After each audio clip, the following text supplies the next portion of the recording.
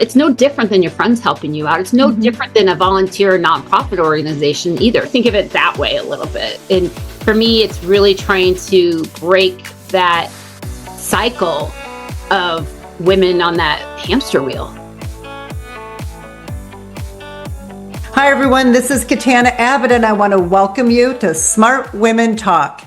So many of us dream about launching our own business so we'll finally have that freedom that comes with being the boss, only to find out that you're the chief, the cook, and the bottle washer. I'm so excited to be speaking with Jana Franklin today. She is the founder and CEO of CEO Concierge, about how she built multiple seven-figure businesses, from franchising brick and mortar locations to leading a 75-person remote team across the globe. The best part is that she's going to be sharing how to scale your business without burnout, by creating a team that allows you to lead with purpose, passion, and prosperity. Jana, welcome. I am so excited to have you here. Thank you so much. I'm very excited to be here. This is a passion for me, and I love to share it with everyone that wants to hear it. So I thank you. You told me that you come from an entrepreneurial family. Yeah. And that your mom was a CPA, your dad was a tax attorney, and your husband's in finance. It's so exciting. You've got everything covered there. I do. My dad is deceased, so he can't bill me for hours anymore. And there's times where I really need him for lawyer issues. But no, it's really good. Even my parents came from entrepreneurs. It's crazy because I grew up in Lincoln, Nebraska, which Nebraska is a pretty not populated state. I think it's 2 million people in total for the whole state. Wow. And not very diverse either. And my paternal grandmother started a real estate company in Lincoln in the 50s, buying single family homes and renting them to college students at University of Nebraska. And then my maternal grandmother was a bookkeeper, a piano teacher. She did it all. Whatever someone needed something, she did it all. So I really think of the women in my life, and they had kids, and they ran their businesses, and they had a family, and they traveled. And so it can be done. And they didn't have the resources, obviously, that we do now. So it really, the motto my dad used to say is, girls can do anything boys can do, and maybe better. And I agree with that. As I have a house full of boys. So, yeah. So it's been, and my sister's also an entrepreneur. She actually took over the real estate company my grandmother started. Yeah. So that's still in the family in Nebraska, but it's allowed for me to do what I want to do when I want to do it, and be able to deliver and be where I want to be, spend the time on things that I want to be spending my time on, and not spending my time on things I don't want to be spending my time on. And that took getting out of corporate America, quite frankly. So you weren't always an entrepreneur. You started corporate and then you transitioned? Yeah. So I knew I wanted to be in fashion since I was 13, and I have a degree in fashion merchandising. And so I went to Bradley University in Peoria, Illinois. That's how I ended up in St. Louis. And I started with May Department Stores, which is no longer around, but it was Lord & Taylor, Famous Bar, Hex, Robinson's May. And I was in the stores for a while, and I met my husband. We left, we moved to Michigan, and then Florida, and then back to St. Louis. And then I was in the corporate world at May Department Stores. And then when Federated Macy's bought us out in 2006, I severanced out, because at that point in time, my husband and I had started our first franchise. And so I was like, the timing is perfect. This is a sign. So I did it, and we ran with it. And we bought into Fantastic Sam's hair salons, and we built it to 5 stores in Metro East Illinois. And we just got out of them in February of this year. We are no longer in that franchise. But then in 2010, we went and talked to Jimmy John's gourmet sandwich shops in Champaign, Illinois. And we drank the Kool-Aid, and we built our own store. We built the land in a separate company and built our own store. And then we bought 2 more. And then we've bought 4 more. Oh my goodness. Sold 4. And yeah. So right now we're currently at 6 Jimmy John's. And 6 is a good number. I'm okay with 6. It's a lot. It's a lot. I probably have about 125 employees in Jimmy John's. And then 2 years ago, with the result of COVID, I started CEO Concierge, virtual assistant company, because of what I was doing over in Jimmy John's. So I took what I needed and built it in another company, is basically why CEO Concierge came about. And then I was like, I have to share this with other entrepreneurs, business owners, C-suites, because you don't have to do everything. And you don't have to be angry or overwhelmed or stressed, or there's help out there. And I think a lot of times, especially women, I like to say we're female focused, male friendly at CEO Concierge. Women wear a lot more hats, I feel like, in this day and age than men. And I'm just saying that from experience. And they're the ones that would be the chief, the cook, and the bottle washer. Yes. Yeah. Not delegating, not hiring, trying to do it all themselves. Correct. And then we're overwhelmed, we're stressed, we're unhappy, but we also are control freaks. Yes. Right? Because we can only do it the best way. Just living on that hamster wheel gets really exhausting. You just read so many articles right now about women and just the level of burnout they're having, whether it's professional or personal and all of the above. And it just really doesn't have to be that way. And it's really taken, well, I'm in my 50s, so it's taken me a while to realize that. But at the same time, this is why I like to share this secret, is like, it doesn't have to be that way. You can have the support, and it doesn't have to be costly. That's the other thing. I think a lot of people think they're not going to do it as good as I am. They're going to be too expensive or whatever. I've had friends help me out before. It's no different than your friends helping you out. It's no different than a volunteer nonprofit organization either. So I think of it that way a little bit. And for me, it's really trying to break that cycle of women on that hamster wheel. And then I always talk about people are either front stage or backstage.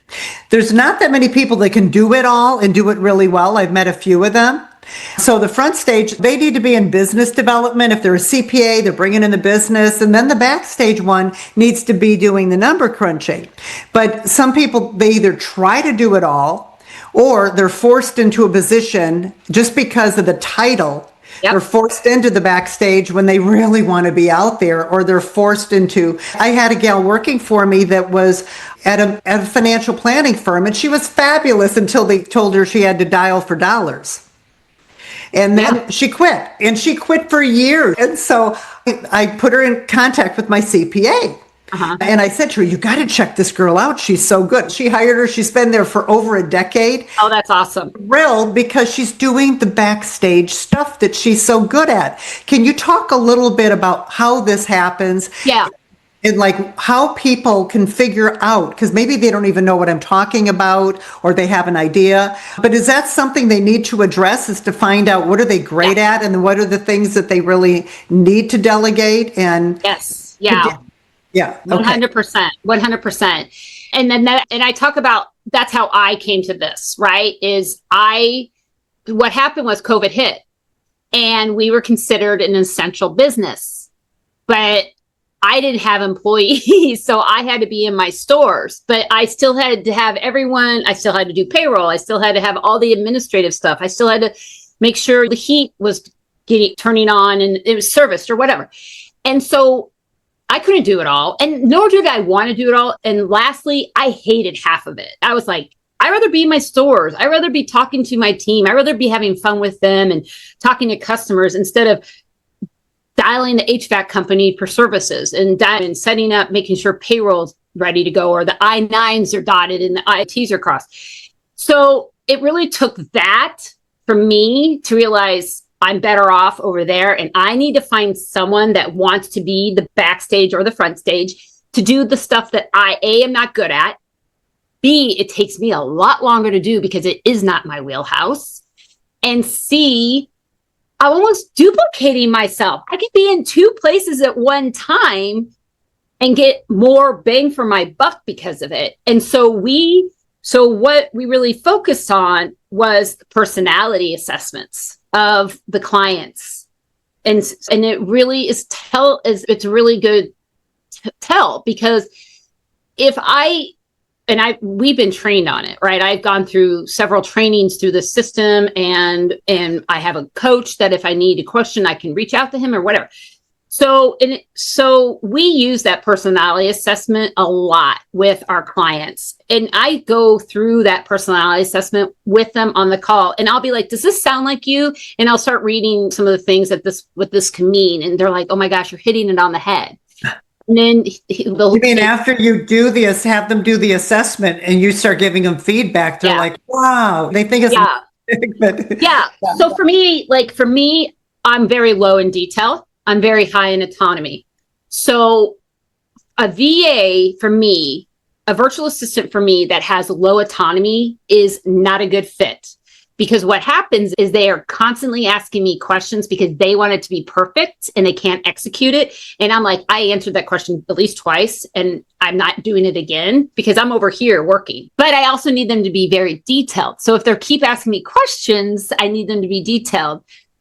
So it becomes a cycle where it's like not a good fit because they are too low and I'm too high.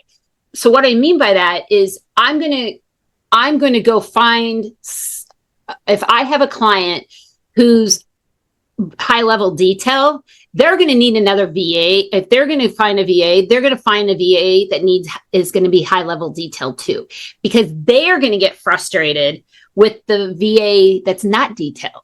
So it really helps with the culture fit and the personality fit. It's 50% of our placement. The other 50% is the skill set. But to me, I have to have that personality assessment to know what I'm dealing with, because I know if that client is going to be, for example, if they're detailed, I know that they are going to read the contract to the penny, and they're going to ask a lot of questions in the contract where I'm like, if I got a contract today for my phone system, I'm like, okay, where do I sign? Like, where do I sign? That's all I'm doing. You give it to your VA to read it. Exactly. So that's the thing that really helps with that personality, but it also helps me talk to the client and be like, you can't do it all because your energy level, because we have an energy level, I call it the bullshit meter.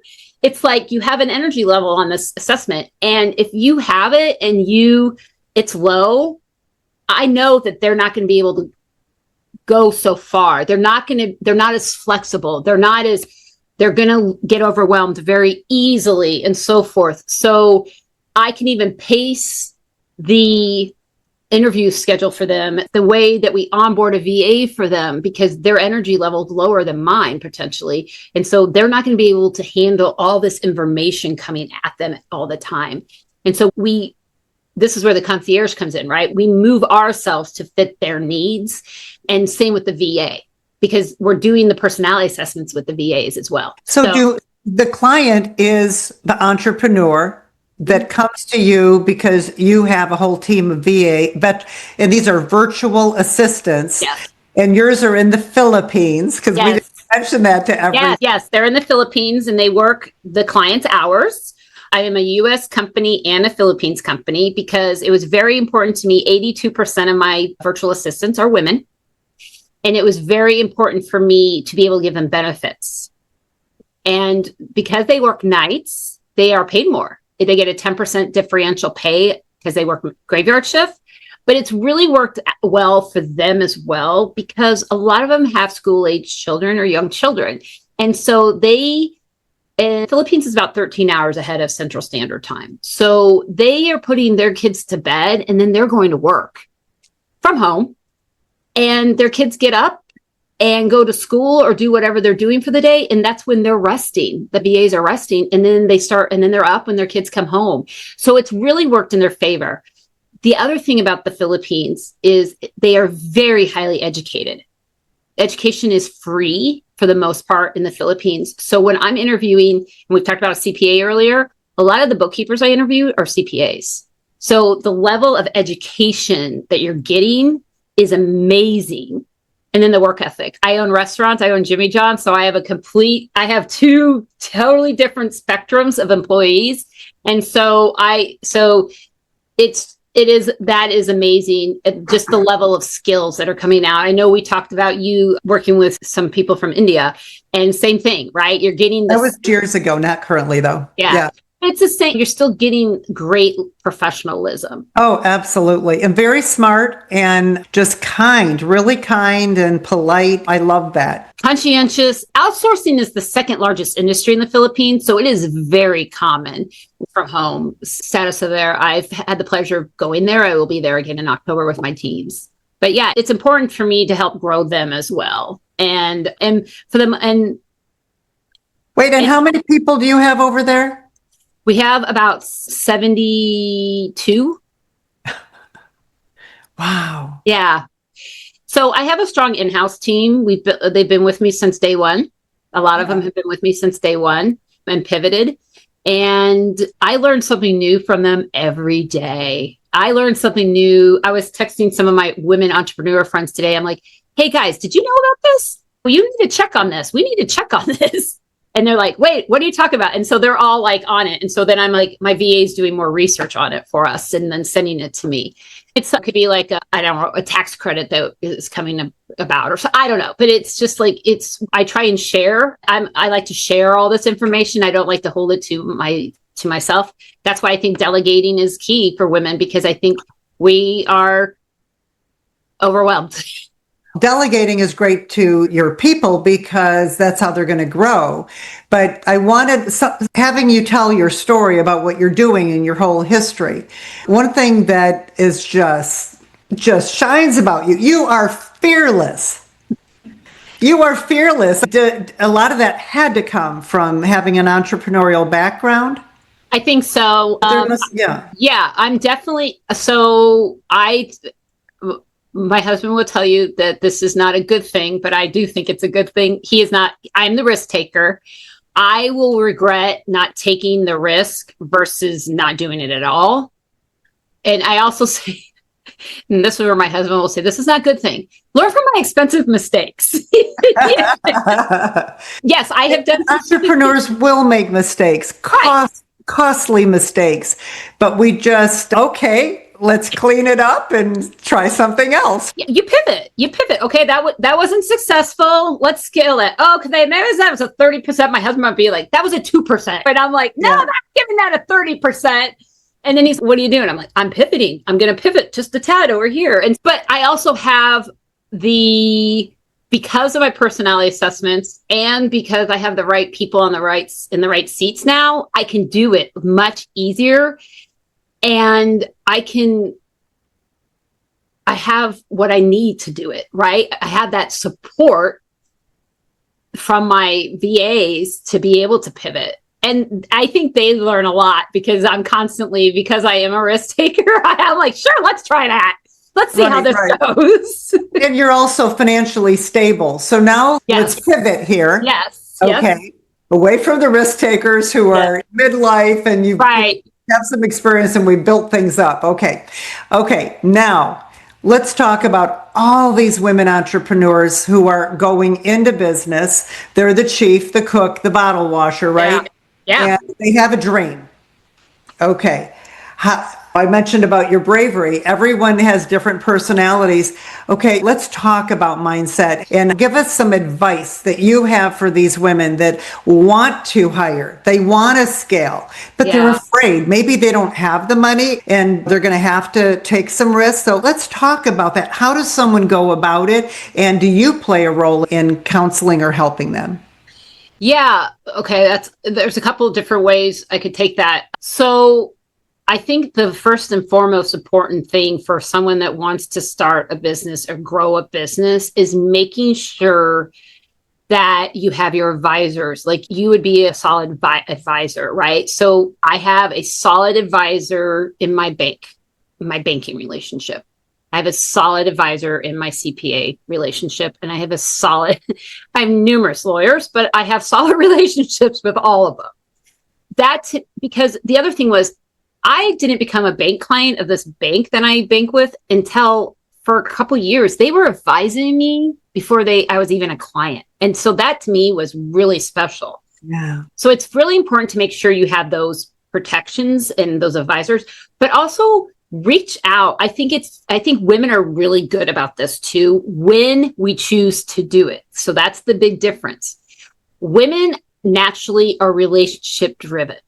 And that's what I love about CEO and being female focused, because I can honestly call my clients and be like, hey, I have an idea. What do you think of this? If they're in that world, and we'll have a conversation.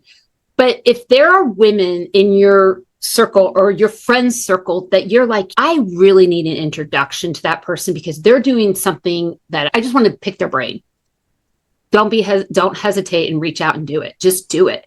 I have met so many great business owners, women, men that are so want to help, but that are not asked.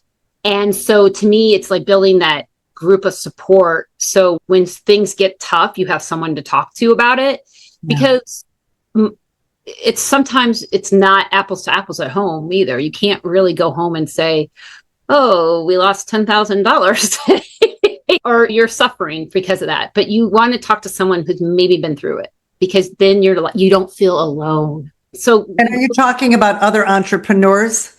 Someone that's in the same, maybe that's a little further ahead of you in their business. That is great. And so often you're right, we're afraid, but it's not who we know, it's who they know. Exactly. So if we think about that, all these people, let's say 10 people, hypothetically, right? Yeah. All those people are going to know 10 people, not 100 people. Yep. You just have to ask. Yeah. So this is case in point. I'm at an event. I meet these two women. They own a florist. I'm talking to them. We're short talk. We move on. I'm talking to one of my girlfriends who our kids go to school together. And she's, I just started working at this florist. And I said, who is it? And she told me, and I go, oh my God, I just met your two owners 2 weeks ago. And she was like, oh my God, they're great. And so then I just sent an email to remind them. I said, hey, nice to meet you. By the way, I'm friends with Maggie and blah, blah, blah. Then, so this is a long story, but one of their husbands went and bought a franchise. And they it's a restaurant in St. Louis. And they were like, holy crap, what are we doing? And so my friend told them to call me to talk to me about what was going on.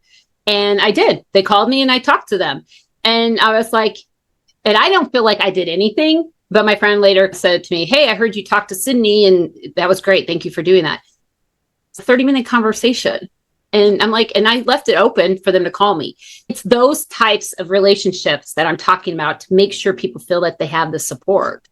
And that you didn't think that you did anything, but you have so much wisdom compared to the new franchisee.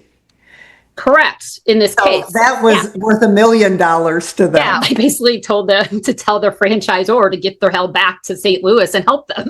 I was like, tell them you're not going to pay them until they get back here. But I had to learn that one the hard way, right? Yeah. I don't want anyone going. If you can help someone not go through the heartache, then why wouldn't you help? And so when we launched this company, it was because I was sitting around with my group of entrepreneur women and I was talking to them about this. And they're like, and my partner at the time, who we founded the company with, she was like, we need to launch this. So we launched it. And then she had a huge thing with her other company. So she had to step out, and we're still friends and everything. But they were like, Jana, you need to launch this. They all came into St. Louis and we worked for 2 days on strategy on how to launch this with no skin in the game for them. Isn't that wonderful? Yeah. So that's what I'm talking about. You just have to ask, but I think we get really hesitant to ask. So let's talk a little bit then about the mindset, not being afraid, right? Yeah. Okay. And reach out to people. But now let's say someone is doing really well and they've hit that, what they call the ceiling of complexity. Yeah. They're at a state of overwhelm. They're making lots of money, but they can't do it any longer. Yes. Okay. How do they go about this idea of the delegating, outsourcing? There must be a step-by-step process. What I tell people to do, I say, you need to write down a list. Just randomly have a piece of paper like with you at all times, just a week, and write down what you did and put a check by it if you love doing it, leave it blank if you don't. And then say, okay, what can I delegate?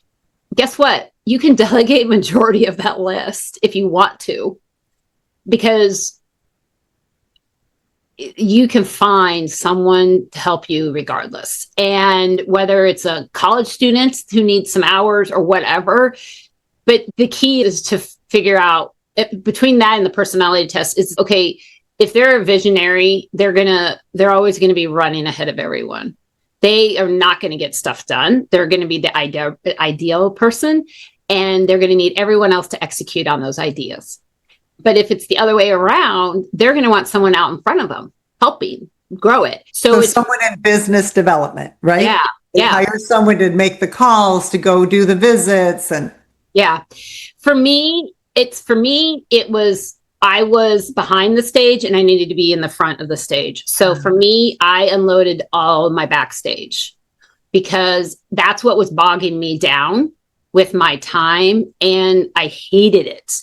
And so I went out, and what I did is I first just started with a general VA, and she just handled a lot of whatever. Like I would just be like, hey, I need help with this. I need help with this. She's been with me for 5 years now. So I call her my catch-all. She's my catch-all. But then what I did is I really started saying, where do I need to grow in my business and who can help me get there? Because it's not me. And so for me, recruiting is a huge deal in our restaurants because we have such high turnover. And so I went out and hired a recruiter, straight out recruiter from the Philippines. And she does all my interviews. So from the Philippines, she is recruiting people in the US for your Jimmy John's. Yeah. And then and then she's passing it. So what she'll do is she will email, we use WhatsApp. She'll WhatsApp my area manager and be like, hey, Eddie, I hired a delivery driver for Brentwood. Can I have a schedule, please? And he will hand her the schedule. And she will make sure, she will pass this on to the HR person who will make sure all the paperwork's filled out, the onboarding's filled out, the I-9s are filled out, we have to have hepatitis A shots in St. Louis. So she's making sure all that's done, and they're getting them in the system. So my managers can be in the stores helping customers now and working the lines and doing what they need to do versus sitting at the computer or interviewing people, because that is not producing sales. Right. I need them dealing with the store and dealing with the customers. So that's what I did. That is something that has helped our team immensely. And I think we're better for it. So those are some ideas. I have my catch-all VA, she does my snow bids for my land from the Philippines. She does my mowing, my irrigation. She handles our health insurance, our car insurance. She handles it all. She handles my business licenses for all my locations. But that's paperwork that bogs people down. Like just all the paperwork when you're starting a business, or even every year, right? Renewals. I don't touch it anymore. My virtual assistants do it all. I just I look at it and I sign it and say, okay, we're good to go. Let's go. And it's done. So I'm listening to you because I have all that stuff in the licensing and all that. And I used to have an assistant that did everything for me when I worked at Ameriprise. In fact, I had gone through a coaching program where I got rid of my computer. I got rid of my office. All I had is a conference table, and I wasn't allowed to touch any paperwork. I could just write down on a form what I wanted done because they said, you win the paperwork, don't touch it. Yeah. Well, there's times where I'm like, hey, I need to go. And they're like, no, we switched POS, point of sale, back office in our stores in October. And the company sent me 122 videos to watch. And I was like, no. So I sent them to my VA, and she watched about, I think 80. But anytime there's anything with our POS, everyone goes to her, and she has it fixed within 2 minutes, 3 minutes. And we're like, none of us had to deal with it. But that's what she likes to do. That is where she likes to sit. That is her personality. That's what she wants to do. I also have 2 bookkeepers running all my stuff for my books. And so it's a team of 5. It's a team of 5, that I have employed as virtual assistants for me. within my company. Wow. But I have clients that either do like an executive virtual assistant with an emphasis on social media or bookkeeping or lead generation or whatever. But then I also have clients that are like, no, I need this particular VA to do this and this particular VA to do this. So it's really what the client needs. The biggest thing is they have to figure out, and we really help them at the beginning of the relationship for the first 4 to 6 weeks, because that's what it takes really it took me about 8 weeks to feel like I wasn't losing my mind because I didn't see something being done. Like I didn't get to check it off my list when I first started with a VA. And it took about 8 weeks to feel like, oh yeah, it's handled. Oh yeah, it's handled. I don't need, and now I'm just like, I haven't seen I never see invoices anymore because they go straight to my VAs. I deal with them on the P&L or issues. You get to see the summaries of the thing. Yeah. And the nice thing is we use a database management. We use Trello. I talk to them via WhatsApp. I do calls with them once a week if they need it. Otherwise, we don't do a call because I don't need to do a call just to do a call. You don't need to do meetings just to do meetings. But I think it's really important that you do have that engagement because I do try and have that relationship with them. It's important for me to have a relationship with them, regardless if they're across the globe or in the next room. And so that is the other thing we try and focus on, is making sure that it is a very, I don't want to say loving fit, but just very respectful fit. Yeah. Wow. So for someone who's listening and they want to start with something, like how do they go about it? So you offer a service that you've already vetted, and you have virtual assistants that have time available. Is that how we it do? works? Yes. They yes. have different categories and roles. So what we do is, yeah, go ahead. Yeah, sorry. So we do have virtual assistants that have opportunities. What we really do is we go out and find that needle in the haystack. Oh. So we go and specifically look for that personality fit to meet the client and those skill sets. I was going back and forth with a potential client today. She is an interior designer. She wants someone to help her with her CAD work. And I'm like, okay, that's going to be very specific. So that's one of the things we will deal with, is finding that exact person, but the personality has to be there too, right? Yeah. And so that's what we do. Someone called me a headhunter the other day, and I was like, I'm not really a headhunter because I continue the relationship through everything. But to me, it's finding that right fit, because then the relationship's going to last and they're both going to grow. Because I have seen a lot of my VAs. We had a VA just learn how to build websites. The client never thought he was going to have his VA building his website. And the next thing he's like, hey, do you guys think you guys could teach her how to build a website? And so my 2 guys that work for another client on their off time, from that client, help train their VA. So that's also nice, is having that support system for clients to be able to, like, if that VA can't do it, we can find someone to help them, train them. So now that VA knows how to build websites and will continue to maintenance his website. So things like that. And the other thing is, which we didn't talk about, we're $12 an hour. How much? $12 an hour. Oh, I was just going to ask you, like, what kind of budget do you need? Yeah. My 2 requirements are, if you want to do part-time, it's 20 hours a week. So that's only 4 hours a day. So that's about $1,000 a month. And so I read an article, and it's stuck with me ever since, that we spend 16 hours a week on emails, just answering emails. That's 2 days. It's 2 days. I'm like, if you could have a VA handling all your email correspondence and your calendar management, think of those 2 days that you could get back on doing things to grow your business that you're not doing currently. Oh. And so, yes, so it's $12 an hour, and we do a $250 onboarding fee for part-time. Full-time was $2,000 a month, 40 hours a week, $500 onboarding fee. And the only thing I ask is for a 30-day cancellation, because none of us want to have to chase auto renewals. It's just another thing for us to get trapped. And so I'm just like, if it's not working for you, then it's not working. So we will move on. But we don't. Most of our clients have been through referrals. at this point. And so for me, it's just about how can I help you? And this is how I've been able to grow. And then I'd like to finish with tell us a story of how people have scaled or how they feel. Both of those things are important. Like from doing this, having the fear, and because I've done this whole thing before. And it just is life-changing when you realize you can have a life and then your income goes up.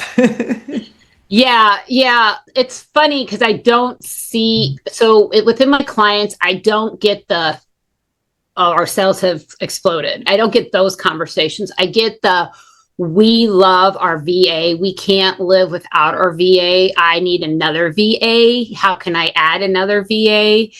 And like, I have a client who had a baby this past year who I think probably would not have had a baby if she didn't have the VAs, right?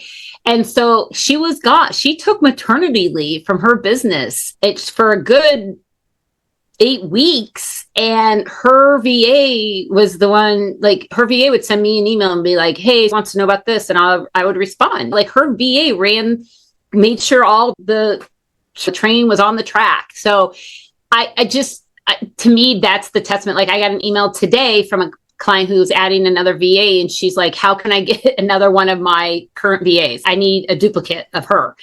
And I'm like, okay, I'll look at the fits and see like that. But that to me is the testament of that it's working and that they feel it's so confident that they jumped off and did it because they're adding more. They're like, how can I pivot? How can I add more? We have that happening all the time with our current clients. And that to me is the warm fuzzies that I get on that it's working because they're able to spend time and grow. Like this one client, she's like, we're growing another division. We're going to do this. Can you guys help us with this? And I'm like, can we get on a call? Because you explain this better to me. So we'll get on a call and she explains it. I'm like, yeah, we can handle that. And she's like, okay, no problem. Let's do it. And then, so some of our clients interview the VAs and some of them don't. Like 50% want to interview and 50% don't care. So if they interview, if they don't, I do all the final interviews, by the way, of all. Well, this is the thing. They've got you in their corner there. You are like this quarterback who's helping them run their business. That's invaluable. Yeah. Because I want to see them be successful. But finding the right person is so important. Who's going to do that for you? You are. Right. And that's why I like to do the final interviews, because I try and come at it from the entrepreneur standpoint, because I've done the discovery call with them. I've been on the phone with them. I've done the emails with them. I understand what they're getting. I didn't have a client. Her and I were talking. I was in Boston for something. I asked her if she wanted to go to lunch. We didn't talk about business the whole lunch. And it was just cool. It was just really cool. And then, but I got a better understanding of her when she decided to come on board, because I had spent lunch with her, because I got to just know her. Yeah. And to me, it's about the connection. And I think that's where we really have to raise people up. Yeah. You're making a big difference in their lives. So thank you. What is one thing you wish you had known when you first started this journey as a business owner? Is there something? Yeah, I think systems and procedures are really important. Obviously, buying a franchise, you buy systems and procedures, but they're very brand driven or whatever. You still have to have your own systems and procedures on how you're going to get things done. And I didn't realize it actually until I had my first virtual assistant, how many standard operating procedures I didn't have in play. And now it's, there's a standard operating. So to me, it's such an undaunting task to build them. But once they're built, they're so important to your business, and you can pivot on them too. I think a lot of people think, oh, we put that in play, now we can't move from it. And if it's not working, you're going to have to. You have to document those, because if a person leaves, then there's a manual there and they can just step in, or someone can train someone with the systems right there. I learned that. Yeah. And that's just it. So you have to have the systems. If you don't have the systems and you're flying by the seat of your pants, you are going to crash and burn. Oh, that's wonderful. So how do people, I know there's probably so many people going, oh my God, I need this. So tell our listeners, what is the best way for them to contact you? Yes. The best way is really through our website, ceoconcierge.com. I'm also on LinkedIn and Facebook and Instagram and all that. And I do a weekly video that's on LinkedIn, and it's Superheroes Need Trusted VA Sidekicks, especially playing off of Superman right now. But in just little tidbits of things that you might not be thinking about that a VA could help you with, especially during the summer when you're dealing with your children not in school. But yeah, that CEO Concierge is the best way to reach me. Jana Franklin, and I want everyone to remember your name because this has just been wonderful. I've been in business for decades, but just talking with you is just so refreshing, and you have something that's very affordable and that can really help someone free up their time, because everybody wants more quality of life today and better health. So it sounds like this is a great solution. Thank you. I appreciate it. All righty. Okay, everyone. Thank you so much for being here. Please be sure to subscribe and like the show and share it with others. And if you want to become part of our Smart Women community, just go to joinsmartwomen.com. And until our next show, go out and live with more purpose, passion, and prosperity.